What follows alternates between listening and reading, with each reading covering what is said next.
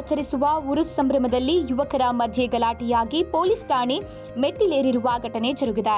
ಹೌದು, ಚಳ್ಳಕೆರೆ ನಗರದಲ್ಲಿ ಫೆಬ್ರವರಿ 27ರಂದು ನಗರದ ಹಲವು ವಾರ್ಡ್ಗಳಲ್ಲಿ ವಾಸಿಸುವ ಮುಸ್ಲಿಂ ಬಾಂಧವರು ಉರುಸ್ ಹಬ್ಬದ ಅಂಗವಾಗಿ ತಮ್ಮ ತಮ್ಮ ವಾರ್ಡ್ಗಳ ಯುವಕರು ಸೌಂಡ್ ಸಿಸ್ಟಂನೊಂದಿಗೆ ಗರೀಬ್ ಸಾಬ್ ಮಠಕ್ಕೆ ಸಂಭ್ರಮದಿಂದ ಆಗಮಿಸುವುದು ವಾಡಿಕೆ.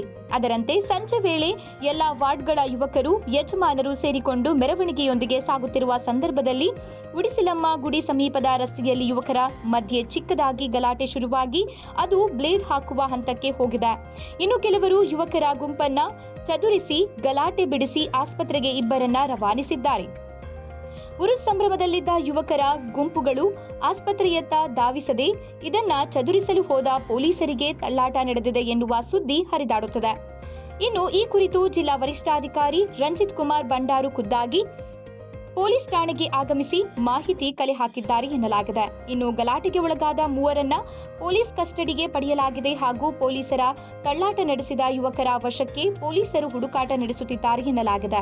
ಇನ್ನು ಹೆಚ್ಚಿನ ಮಾಹಿತಿ ಪೊಲೀಸ್ ತನಿಖೆಯ ನಂತರ ಕಾದು ನೋಡಬೇಕಾಗಿದೆ.